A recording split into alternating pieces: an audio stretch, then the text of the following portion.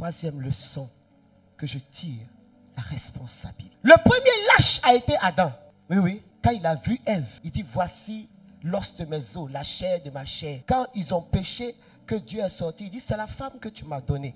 Point barre. Bien-aimé, Dieu vient pour établir dans le cœur de l'homme la responsabilité. Être capable de dire, j'ai fait. Être capable de dire, j'ai dit. Être capable de dire, j'assume. Jésus-Christ a assumé, il l'a fait.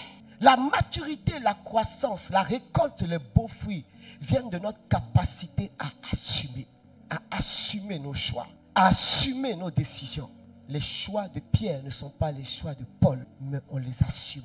On assume ses erreurs, on assume les déviations, on assume les bons moments, mais on assume aussi les mauvais moments. On ne court pas parce que là, on ne mange plus bien. Mais quand on mangeait bien, tu étais là. Quand il y avait encore les cuisses de poulet, tu étais là. Aujourd'hui, tu pars chez le voisin manger les mêmes cuisses, mais sache que tu ne seras jamais l'enfant du voisin.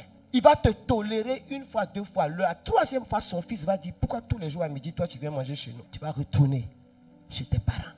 Je prie que cette grâce de la résurrection nous introduise dans une capacité de la responsabilité et de la force d'assumer. Assumer dans la vérité, non pas dans le mensonge. Parce que vous savez, il y a des fois, on part ou on pose des actes et pour les justifier, on ment. On ment parce que tout simplement, on veut être bien vu, mais on sait qu'on est en train de mentir. C'est comme les gens qui prennent crédit et puis qui ne viennent plus chez toi. Là. Quand on leur demande pourquoi tu ne la fréquentes plus, elle n'est pas bien. Oui, c'est la même, elle est méchante, elle est ceci. Oh, c'est à cause de ton crédit qu'ils ne t'ont pas payé. Là. Ils ne veulent plus venir chez toi.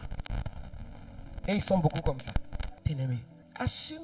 Tu as pris son crédit, tu n'as pas l'argent. Dis vrai, là, ça me fait honte. Ça me fait honte d'aller là-bas. Sinon, vrai, elle ne m'a rien fait. C'est ça qui est la vérité. La Bible dit, vous connaîtrez la vérité et la vérité vous rendra libre. La Bible dit que c'est pour que nous soyons libres qu'il a accepté d'être prisonnier. Bien-aimé, moi je suis avocat et partisan de la liberté au nom de Jésus. Liberté de penser. C'est pourquoi faire des erreurs ne me fait pas peur. Mais faire des erreurs et ne pas le reconnaître, c'est ce qui est dangereux. Parce que nous devons être libres, quoi que nous fassions, quoi que nous disions. Parce que c'est pour ça qu'il est mort à la croix et qu'il est ressuscité. Jésus-Christ l'a fait. Qu'est-ce que Jésus a accompli en fait sur la croix? Non, je vois parfaitement ton Dieu. Je prends Romains chapitre 3, verset 24, la Bible dit, nous sommes gratuitement justifiés ou rendus justes par la grâce, par le moyen de la rédemption et du rachat qui est en Jésus-Christ. C'est lui que Dieu a destiné à être par son sang pour ceux qui couvraient victimes expiatoires afin de montrer sa justice. Il montre aussi sa justice dans le temps présent de manière à être juste tout en justifiant celui qui a la foi en Jésus-Christ. Bien-aimé, désormais, il a obtenu ta justification et Jésus-Christ l'a fait. Quand nous lisons Ephésiens 2, verset 8 à 9, on dit, car c'est par la grâce que vous êtes sauvés, par le moyen de la foi. Et cela ne vient point de vous, c'est le don de Dieu. Ce n'est point par les œuvres, afin que personne ne se glorifie. Désormais, bien-aimés, Jésus-Christ nous a obtenu la faveur par la grâce et non plus le joug de la loi. Jésus-Christ l'a.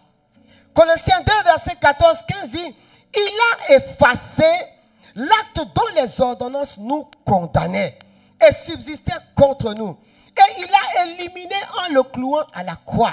Il a dépouillé les dominations, les autorités. Moi, j'ajoute les sorciers, les jaloux, les moukou et tous les commiens associés. Et il les a livrés publiquement en spectacle en triomphant d'eux par la croix. Et Jésus-Christ l'a fait.